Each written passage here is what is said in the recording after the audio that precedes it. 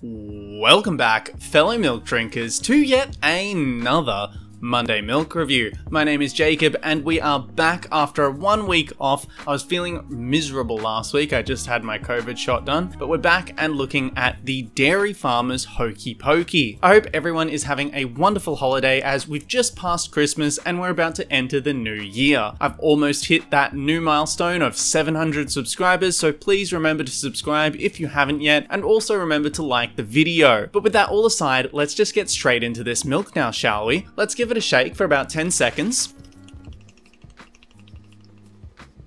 And cracking it open, we've got a really rich yellow color. The smell is quite intense, but it's not too overwhelming. Dairy farmers often kind of pull their punches with flavoring, and I find that their milk to be just a little bit thin on the usual side. Dairy Farmers has a pretty mixed record for me. I don't usually rate them too well, and I don't really understand who the fans actually are. But they do have very nice bottles. As I always mention, I love these silver accents on the bottles. It always looks good. I had just noticed in editing I don't have anywhere that points out the serving size or nutritional information, so those are on screen now. Let's pour it into the glass now. As you can see, a really deep yellow mixture. Let's give it a smell from the glass now. Oh yeah, you can definitely smell the caramel, but let's get straight into that flavor and find out.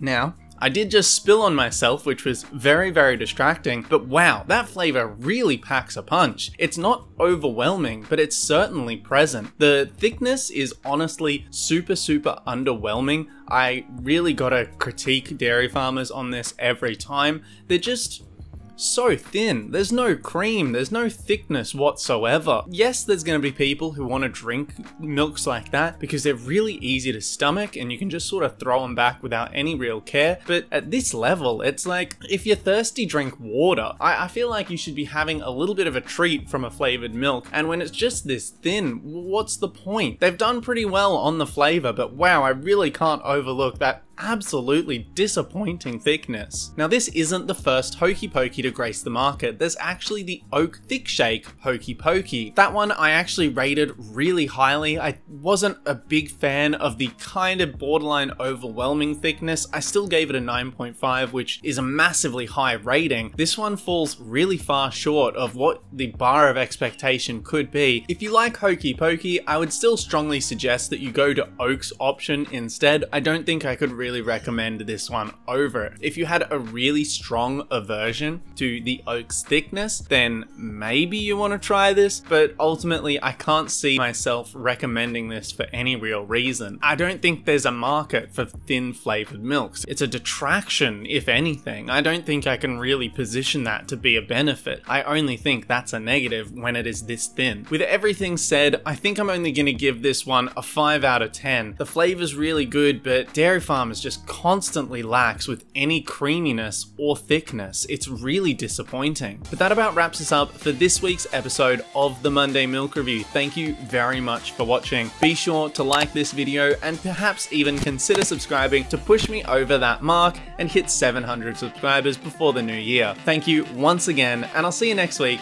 in the Monday Milk Review. Bye bye!